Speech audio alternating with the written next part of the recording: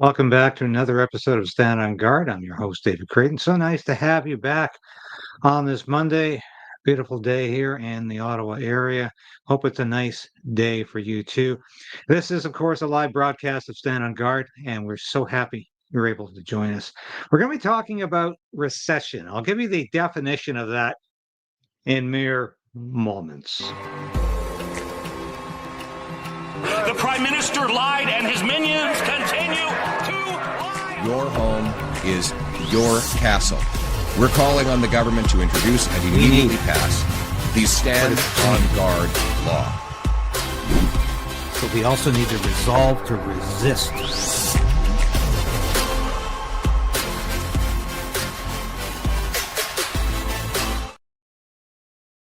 What's a recession?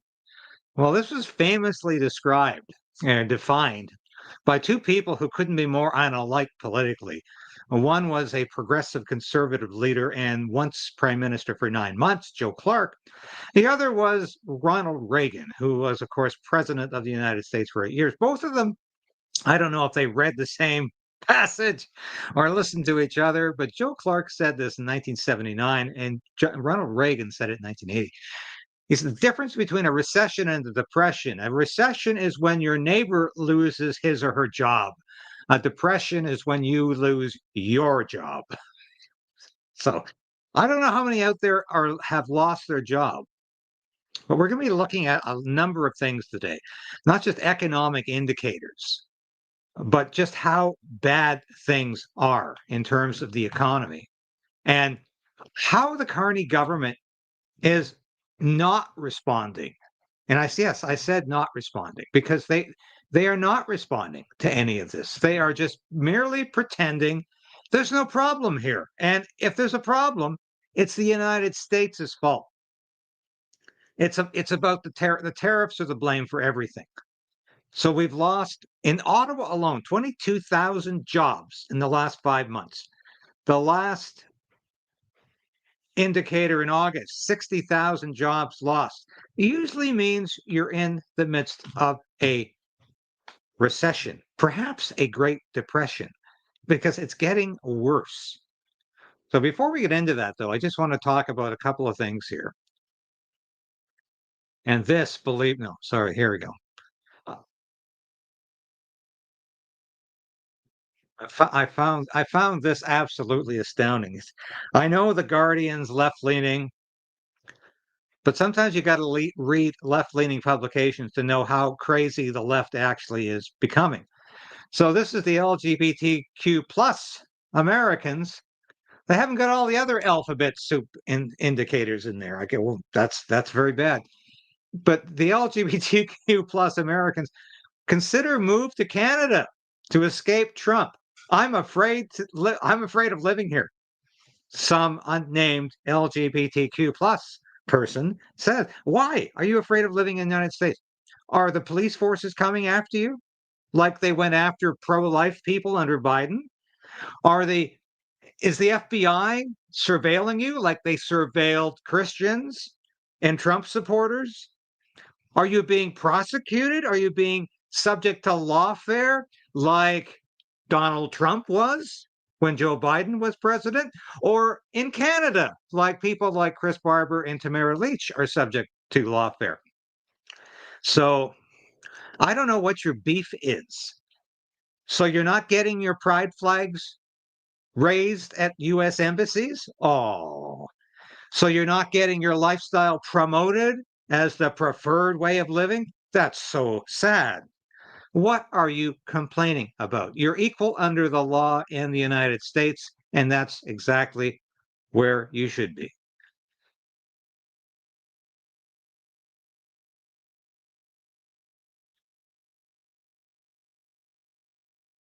I would welcome your thoughts. I'm trying to get this up here. It's not. Here we go.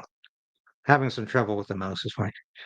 Welcome your thoughts and comments on this morning, because I'm writing a column for Human Events today, early tomorrow morning, on this issue about there's a division in the Republican Party right now about Donald Trump's decision to attack Venezuelan ships, whom U.S. intelligence has identified as cartels. drugs on the ships. Now, I'm sort of mixed about this because I don't think it's a good idea to take out Venezuelan ships if it leads to a war with Venezuela.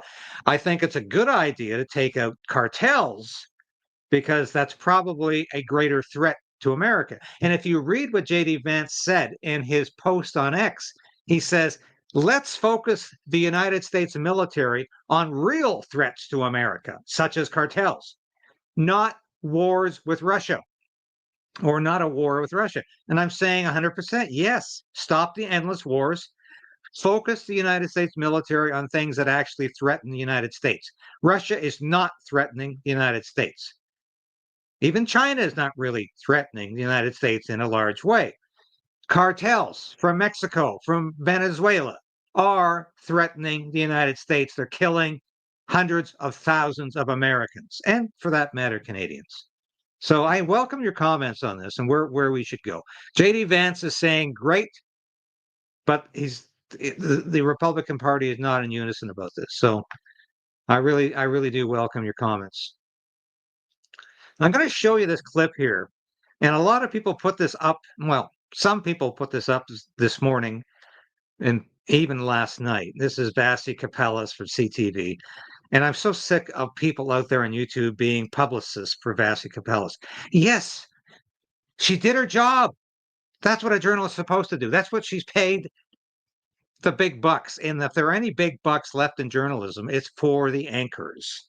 It's for the hosts, the news hosts like Vassy, like others, who are in many cases not doing their job. I think Vassy generally does a damn good job of asking questions. And you can see the look on her face here is she's absolutely pissed off at listening to Melanie Joly. She knows she's getting a pack of lies. She knows she's getting the stockpile of talking points. And she really, really resents being lied to. So I respect her for that. But I'm not going to say, Vassy on fire or Vassy's doing the greatest job of her life. She's doing her job as a journalist. And those of you on YouTube who don't know that, that's what a journalist is supposed to do. That's what you get paid for, to be objective, not to be a propagandist for the Liberal Party or the Conservative Party or the NDP. You're supposed to be an objective journalist getting answers out of whomever is seated next to you, or who is in the studio with you, or who's on the camera. You're supposed to be asking honest, tough questions. And that's how you do your job. Maybe that's news to some of you, but that's what it's like. Anyway, let's listen to some of it. This is an incredible interview. I watched this morning and I thought, wow, it's not Vassy Kapelos who I'm saying, good job, Vassy, because she's doing a great job. I'm looking at Melanie Joly, the industry minister. I'm saying, how do you get away with it? How do you live with yourself? How can you have two completely divergent ideas in that head of yours and somehow pretend that it's all going to come out all right? How do you believe in pragmatic politics and getting this all solved and getting the economy back on track, and yet at the same time pledging yourself to the climate change revolution, to net zero, to phasing out electric vehicles? It's all going to happen somehow, Melanie Joly declares, but it sounds vacuous. It sounds like this is a minister who doesn't think very well. And this is what worries me about Canada right now. We've got people like this in charge of all the major departments. We've got Sean Fraser, absolute failure of a minister as Attorney General, as Justice Minister. We've got a guy in charge of housing who absolutely failed as the mayor of Vancouver in establishing housing. And how the housing crisis radically increased while he was mayor of Vancouver. We've got minister after minister who can't do it. What's he done with Dominique LeBlanc, who's, I think, reasonably competent? He's put him in charge of the U.S.-Canada trade negotiations. And what is LeBlanc doing? Absolutely nothing. We hear back from him every week where he puts out a news release or he talks to the media and he says, oh, everything's going well. Everything's just fine. And Believe me, there's light at the end of the tunnel. Sounds like what they used to say about Vietnam. But let's watch this, because this is an incredible moment with, I think, one of the most incompetent ministers ever to occupy a seat at cabinet. Embody that level of pragmatism. Those tariffs came into effect back in April. At the end of May, May 26th, I believe, 5 of the biggest automakers in Canada urged the Prime Minister to scrap the mandate because at that very moment they conveyed to him it was, quote, inflicting serious damage across the country. Did you just not want to give the Conservatives a win to the disadvantage of the auto sector you oversee? Oh, I think you're overthinking it, Vassy, because when you look at it, at the end of Q4 of last year, 19% of new cars being sold in Canada were EVs, and then eventually it dropped to. She's what? She's overthinking it? I'm not sure that's even a word, but it's ironic that someone like Melanie Joly would come up with a term like that. Overthinking, that's something we could never accuse Melanie Joly 8%, including because Canada decided to let go its subsidies. And now we're looking at bringing them back. So based on that, we just needed to act. And the budget is coming, and we'll be able to. The budget is coming. Oh, after what? Almost over a year? We had an economic update last December. But the budget is coming, she says. And Mark Carney has said there's a budget coming someday. In the meantime, he's driven up the national deficit twice as fast, twice as much as Justin Trudeau. And of course, Melanie Joly was a, shall we say, worshipful acolyte of Justin Trudeau. And a lot of you could add to that. But it's incredible how these people stay together and continue to mouth the words of the Communications Bureau talking points that they come up make decisions in the context of the budget, and that's up to the Minister of Finance to take his decisions. But meanwhile, the sector is really affected. And forget the Conservative rhetoric that it's all about EVs. No, it's about tariffs. It's about the fact that the U.S. is putting tariffs on our auto sector, and that's affecting jobs in Cambridge, in Alliston, in Brampton, in Windsor. And okay, what absolute bullshit. It's because of tariffs the auto industry is dying in Canada. No, it's because of the EV mandate. And she admits this. Like 8% of Canadians bought EVs. They don't want them. Yet you're forcing the auto sector to produce these cars at a loss. Well, guess what, Melanie? Do you do basic arithmetic? If 2 plus 2 equals 4, and if automakers are producing, say, number 2, and yet the cost of doing that is -3, well, they're -1 in the whole. Do your math. You don't seem to be able to do that. By the way, we've got your comments up today throughout the broadcast. We will be highlighting those people who do the chats we really want to see. Hey, let's get back to this in a minute here. so we're not dealing with ideology, we're dealing with a real reality, and we're acting now. Yeah, with respect, I would push back on the idea that I'm overthinking it. I'm presenting what the Conservatives have been saying for a long time, and you responded. But it's what I said to you initially was what the auto sector had conveyed at the end of May, which is that they were in a crisis at this moment, that the mandate that you had in place was inflicting serious damage. Like, that's a direct quote from a letter that they sent and that they conveyed to the Prime Minister. Why do you need another 60 days to decide whether to get rid of this thing when you know how it's in? And where did this 60 days come from? Was this Melanie Joly's trial balloon? Did she come on the show to say, 60 days, we're going to assess whether EVs are practical for Canadian auto manufacturers? They could all be extinct in 60 days. This is how brain dead this government is. 60 days so they can buy some time to somehow tell you that they're going to have an auto sector that's viable. They're going to have EVs coming out, and they're going to maintain their net zero commitments. And this is how Melanie Joly looks increasingly uncomfortable in this interview, because Vassy is asking her Oh, can you possibly do both at the same time? And Melanie Joly might not be the most intelligent member of the caucus or the cabinet, but even she realizes that that's pretty difficult to do. Impacting the sector. Well, first, we paused the EV mandates for the summer, for this year, for 2026. And also Quebec and... For the summer? Okay, does she not even know what they paused them for? This is what worries me. They put these cabinet ministers on the air, and they don't seem to know what the government is even doing. Were they paused for the summer or the year? And I'm sorry, we're in 2026 is next year. 2025 is where we're living right now, Melanie Joly. We're even in the second quarter of 2025. So what are you talking about? And BC have done so as well, and so we want to work with them. We want to harmonize also our approach, and the Minister of the Environment is working on this. Meanwhile, I'm here to talk to you about also what we're doing for the sectors that are much more affected in light of the fact that the trade disruptions will continue. The U.S. has decided that tariffs would be there in the long run.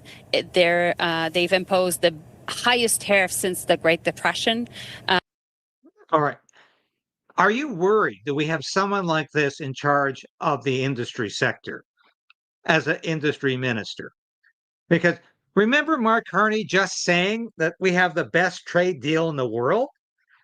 And yes, we could find that. But Mark Carney said we've got the best trade deal in the world. There's no problem here. No problem with the United States. And we're going to renegotiate that, and everything is going to be sunny. Sunny ways. Sounds like a little bit like Justin Trudeau. Remember his sunny ways? And it turned out to be a cloudy day. But Melanie Joly doesn't seem to have a grip on even where her government is going, because she's not in sync with Mark Carney. The two of them are saying completely different things about what's going on here with the EV mandate. Did Mark Carney order a 60-day review of this? Or is this Melanie Joly making it up as she goes along? It's frightening to see the hands that Canada is being cradled by right now. We are being played big time by these globalists, by people in Mark Carney's cabinet who haven't got a clue in hell what they're talking about. And Mark Carney is in charge of everything that's going on, and he's got the agenda. He's the one with the agenda. Melanie Joly is a cast-off from the Trudeau years. Why did he put her in the cabinet?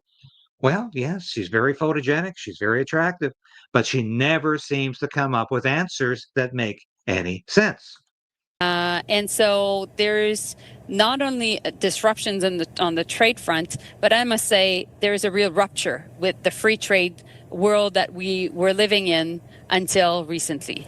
And so we're acting now, yes, on the auto sector, and you're talking to me about EVs, which is really important, but we're looking at a vast sector of the economy, auto, but also we're looking at other sectors, including lumber, steel, aluminum, and other sectors that could be facing threats from the American government. And so that's why we're acting. And certainly I have questions about your proposed help for those sectors, as well as in particular the Buy Canada policy. Do you notice Vassy Kapelos is so stone-faced, actually looks very severe during this whole interview. She never smiles once, because she's saying, why do I have to bear this woman's incredibly stupid remarks without any sort of, she doesn't even think she has to tell the truth. I'm just going to make it up as I go along, is exactly what Melanie Joly does very well. Because I think you'll have a big hand in that. I do just want to make sure that I understand on behalf of Canadians, though, when you talk about how those mandates are part of a climate plan. The Prime Minister left open the door today outside of the industrial carbon price to, it sounded to me that was the only thing he was unequivocal about, would stick around as part of the climate policy. He opened the door to other changes to climate policy. Can you be unequivocal with Canadians watching right now? Will you maintain the targets that this that the previous Trudeau government had, the emissions reductions targets that are in place? Well, the emission reduction tariffs for 2050 of being net zero by 2050, clearly. But there are ones. Clearly, and how are you going to do that? Right, you want it both ways. You want your cake and eat it too. This is a traditional anticipation of governments everywhere. We'll have it both ways, except we won't have it either way. Now, I don't give a damn about meeting any climate change objectives. I think it's all garbage, and I'm sure you who are watching would agree. But she hasn't got the moral courage to say, okay, we're going to have to put these climate change objectives aside because it's not going to work if we're going to save the economy. That's 2030, 2035 as well. Will those all stand? And I'm convinced the Minister of the Environment, which I'm convinced will make her available to answer your question, could be there to go much more into the specifics. Okay, put the Minister of Environment on your show. She can answer the questions because I can't. I haven't got a clue in hell how I'm going to answer that question. We haven't got the talking points yet. And believe me, the Mark Carney government doesn't have the talking points to justify anything it's doing because it doesn't know what it's doing. It's Mark Carney's master plan to destroy the Canadian economy. Specific details. What I can tell you, though, is that you've seen the jobs numbers this morning. This is the reality in which Canadians watching us right now are living in. There is unpredictability, which drives. Oh, I love this. You've seen the job numbers. Yeah, 60,000 job losses in August alone. Probably going to be worse than that in September. So she says, well, that's unfortunate. But she doesn't once say unemployment is rising. She says, well, that's a challenge we're going to have to deal with. And she tries to justify it by saying, well, it's those private sector employers who just don't want to invest in people.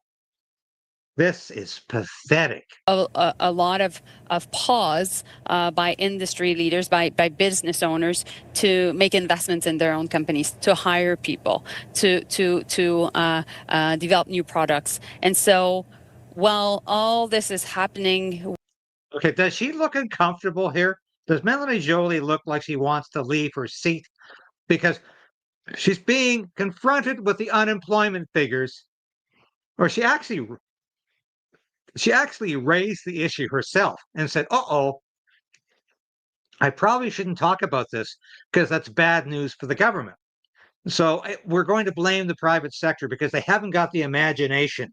They just don't seem to want to hire people because they're not optimistic like the Liberals are. This woman is beyond belief. We have to use the government's role is to make sure that we indeed buy more Canadian, that we indeed have a defense industrial strategy, that we use the strength of procurement to really offer contracts rather than subsidies to companies in order for them to be able to predict what they can do within their own business for the next 3 to 5 years, sometimes 10 years. And then they...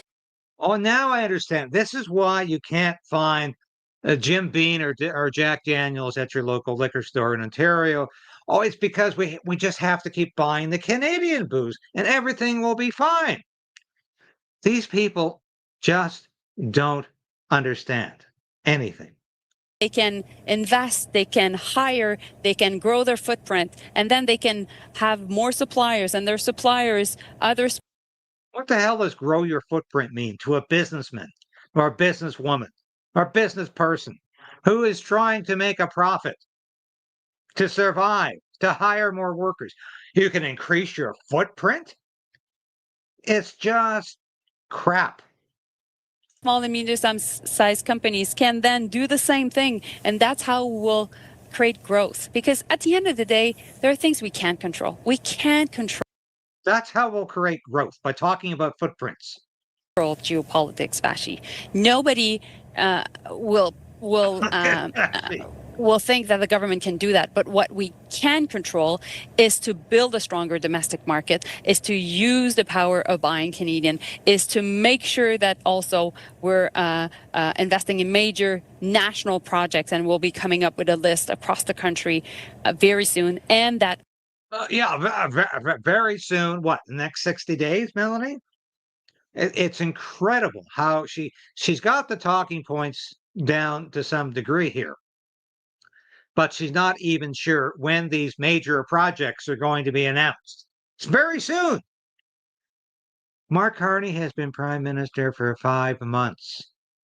He has done absolutely nothing except bow his knee to Donald Trump every time he sees him. And believe me, I wish Donald Trump was actually dictating more policy in Canada than he is, because Mark Carney is not helping Canada, is not helping our continental relationship. He's moving us towards Europe. He's moving us towards a globalist system. But I'm showing you this interview, and I know I'm interrupting a lot, but it's necessary to see how dumb Carney's ministers can be. also we're building our armed forces using the great industries we have in the country. And I understand the significance of all of that, but will it be? It's subsidies, and now have more suppliers and their supporters using the great industries we have in the country. And Now that's incredible. That is an incredible comment. So we're rebuilding our armed forces using the great industries we have in this country. Really? I didn't know we had a fighter jet industry in this country. That's the most pressing problem. No, you went to Sweden. Melanie Joly went to Sweden to bargain with Saab to replace the F-18 Hornet, first generation CF-18 Hornet, 40 years old now, delivered in 1982. Oh, actually, it's over 40 years, 43 years old. And instead of going with the F-35 contract, which your previous prime minister finally relented to agree on, you went to Sweden to negotiate with Saab for a what? Some sort of Swedish fighter jet that we can't even fly with our chief allies like the United States, like Great Britain, like Australia. No. You think we're going to create our own fighter jet. You are so incredibly beyond ignorant. I understand the significance of all of that, but will it be done at the expense of a climate policy? There are a lot of people who voted for your party thinking that. All right, here's the kicker in this whole interview. She says, how are you going to do it, Melanie? How are you going to have a climate policy and a pragmatic approach to industry, a pragmatic approach to the economic system, continue to create some sort of jobs in Canada, and somehow make the auto industry survive? How are you going to do it at the same time you've got an EV mandate encroaching? How are you going to do it, Melanie? And she utterly fails to answer. It would remain stringent on reducing emissions. I know that you're not the Minister of Environment, but you spent 10 years, essentially around a cabinet table telling Canadians that the environment and the economy go hand in hand, and now you're telling them something very different. Will your government maintain targets outside of 2050? I'm saying that the same thing, because I really think that the environment and the economy go hand in hand. Why? Because I think that what we've done in the past to really invest more in our clean tech is giving us a competitive advantage in the world. Excuse me, Melanie. And who's getting reimbursed? Who's enriching themselves from clean tech? Or as we also describe it, green technology, green energy. Who's making the money off of that, Melanie? Your boss, the Prime Minister, Mark Carney, because that's where he's invested heavily. Remember those 103 conflict of interests? This is why Mark Carney continues to push the green agenda, even though he knows it's going to destroy the Canadian economy, because he's personally going to be enriched by this, because his companies that he is heavily invested in are big time into green tech. Clean tech, as it's called now. Why does Melanie choose that word, clean tech? Because green energy is a bad word now, because we know green energy means Mark Carney is profiting off of this. This has been a fascinating study of this, because this is a cabinet minister gone wild on CTV, because she doesn't have a clue where she's going or where she's coming from. When you look at the most important clean tech companies in the world, many of them are Canadian. Actually, we're in the top 10. Many of them are owned by Mark Carney. That's what she doesn't. Many of them are Canadian. Many of them are owned by Mark Carney. We know Mark Carney's attraction to, connection to green energy, but now it's called clean tech. Because just like, remember they changed, it used to be global warming. Remember it was global warming till it got so goddamn cold in January and February, you forgot about that. So they changed it to climate change. So anything that happens is always a result of climate change. So Melanie Joly has obviously been told, don't talk about this green energy, call it clean tech. And yeah, she can remember that much. And we need to keep that advantage. So we won't let go our climate goals, and we will continue to entice companies to develop clean tech solutions and clean energy solutions. And that's why also in the major projects that you will see, there's a lot of emphasis on building the right infrastructure across the country. So we need to increase those targets. We need to increase our grid. We need to make sure also that there's better climate resilience across the country. But my job in the government is really working on supporting jobs, helping the companies to be able to take risks again, build back the defense industrial backbone of our country, the steel workers, the auto workers, the people in the sector of the aluminum sector, the lumber, the people working in the lumber sectors that are watching us right now are anxious. And they're very anxious. It's still not clear to me what Melanie Joly's job is, except to go on talk shows and embarrass the government. She did that very well here with Vassy Kapelos, who you might notice never cracked a smile during that whole interview, and she didn't. I watched the whole thing, which was about 9 or 10 minutes long. She never cracked a smile because she's thinking to herself, "I can't stand this anymore. I can't stand politicians coming on this show and lying to me and not even saying, I'm sorry, Vassy. I have to admit, I've got nothing behind me. I have no reason to claim what I claim. But I'm just going to tell you that anyway, because that's what my boss tells me to do." Incredibly embarrassing interview. And I'm so glad so many of you stayed for this. Now, let's go back to recession. What she described here is a recession, because we're headed for not just a recession, but possibly a Great Depression with a capital G and D. This is what Mark Carney has set up for us.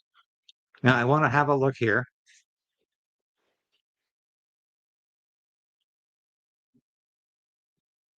There you go.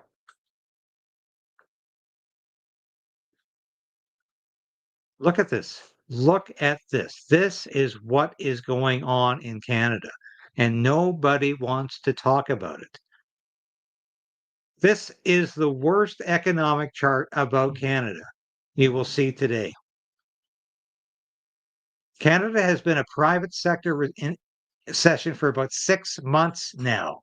It has no private growth since October 2024. The public sector is keeping a facade of slow overall growth. Now, we've talked about this before. They only keep the job numbers up because they're hiring more civil servants or bureaucrats. This is incredible. Chart 1 for Canada. Look at this. For the first time in 35 years, Canada faces a net divestment crisis. Yes, the government insists no recession here, folks. Is this the calm before the sun? Look at this. We have more companies leaving Canada than staying. That's a recipe for recession. And it just gets worse and worse. Look at old Team Canada there. Yeah. The Chinese love this. They've got their man in charge of Canada.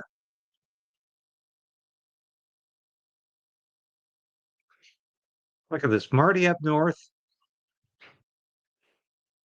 Stephen Poloz, the former governor of the Bank of Canada, is saying that our economy is in a recession. I agree. Multiple quarters of GDP contraction. GDP per person below 2104 levels. Inflation at 2%. You can't even believe that. It's at 10%. And unemployment at 6.8. It's now at 7.1. Canadian dollar is tanking. Household debt sky high. So let's get back to the show here and watch, which I think is one of the most fascinating assessments of where we are. And here we are. The edge of recession as exports crash, while their new globalist Prime Minister looks for new fights to pick with Donald Trump so it crashes harder. The numbers come from Stats Canada, who reports the economy contracted by an annualized 1.6% last quarter, driven by an annualized 27% drop in exports. Business investment fell an annualized 10.1%. Last one out, turn off the lights. The one growth area was government spending, which soared 5% while the economy shrank, bureaucrats recession-proof since 1867. The news sent the Canadian dollar, the loonie, tumbling to just 72 cents. In 2012, the Canadian dollar was worth more than the U.S. dollar.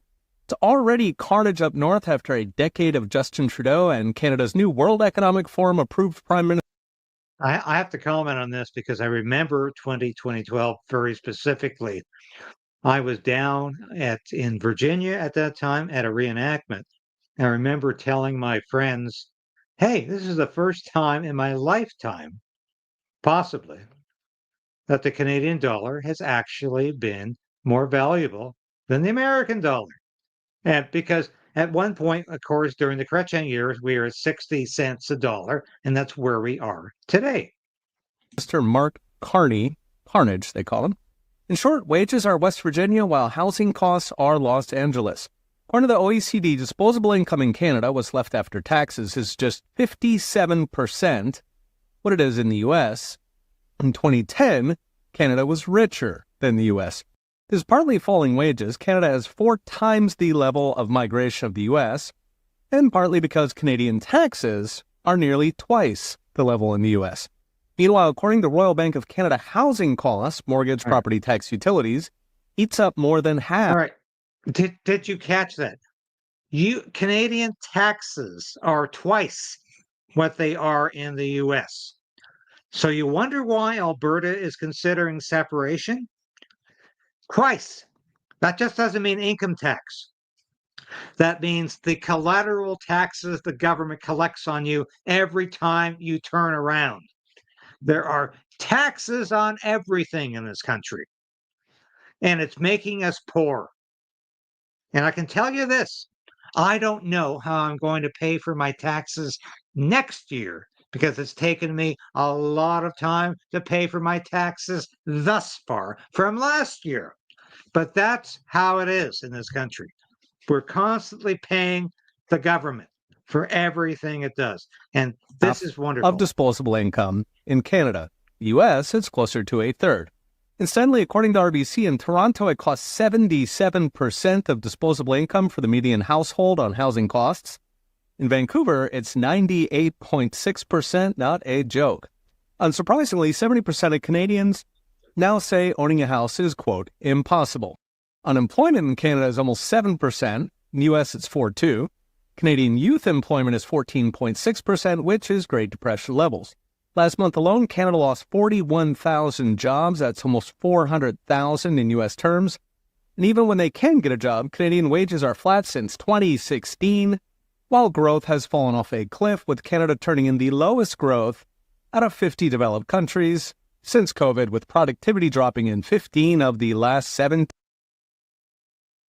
Are you hearing this? Real wages haven't gone up in 10 years in this country. Quarters. Business insolvencies are at a 15-year high, also the highest since the 2008 crisis. Finally, the last man standing debt. Canada's household debt is the highest in the G7. It's nearly 2.5 times U.S. levels relative to disposable income. Put it all together, according to Stats Canada, 40% of middle-class Canadians are living hand-to-mouth.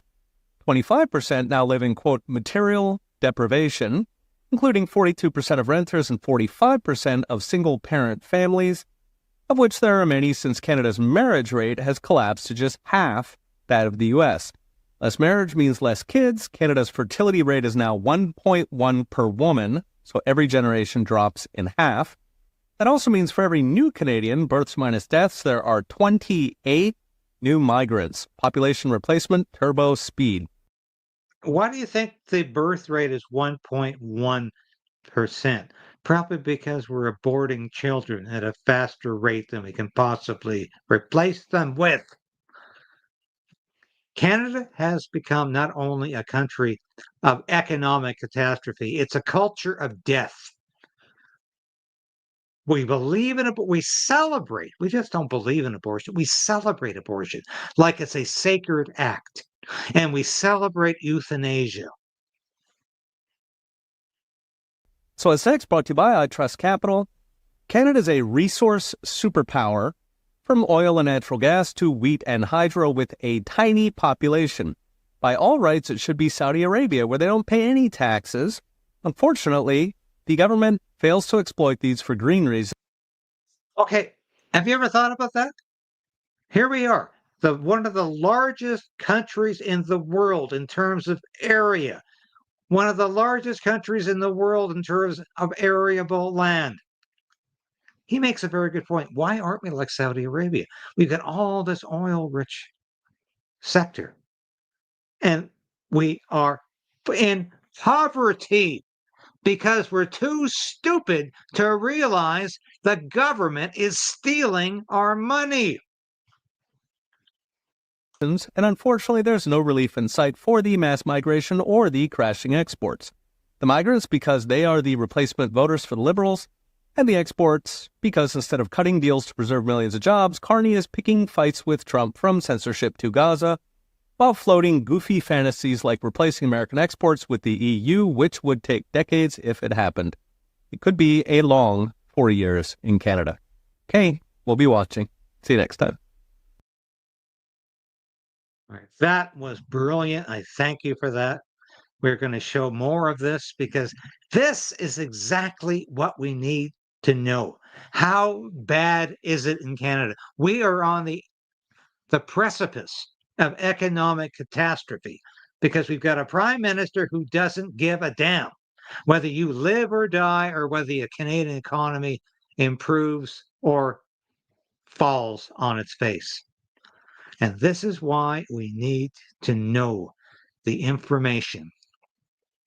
And I tell you, things possibly have never been worse in this country.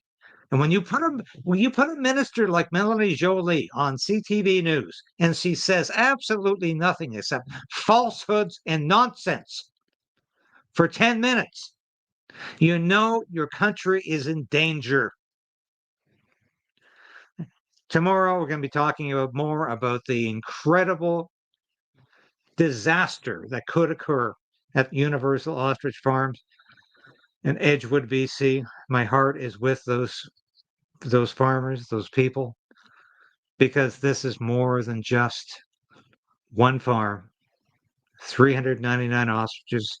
It's about your right to private property. It's about your right to livestock. It's about your right to your livelihood. And this is why the federal government in this country is completely haywire, because they don't support these things anymore. I'm going to just put the merchandise on. I'll be back with a few concluding remarks.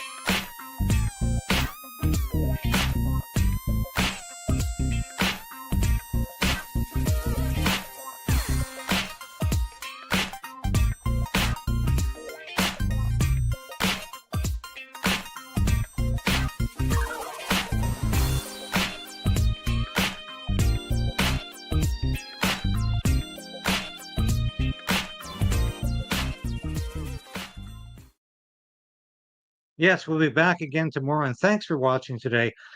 What we need to focus on is how bad things are in Canada in terms of economic growth, in terms of how the government is totally stifling individual initiative, how they're coming down. They're more concerned about gay pride parades and coming after you for what you believe in.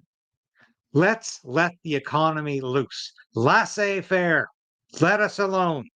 Let's let the economy grow without Mark Carney telling it how to grow. And this is something I have, and this is where Pierre Poilievre should be disagreeing with the federal government. It's not about the government deciding how the private sector grows. Let the private sector grow without the government telling it how to grow. That's conservative economics. And that's where he should be going on this. Thanks for watching today. We'll be back again tomorrow at 10 o'clock with all the news you need to know. This has been David Krayden, broadcasting live from Ottawa. Thank you for watching. God bless.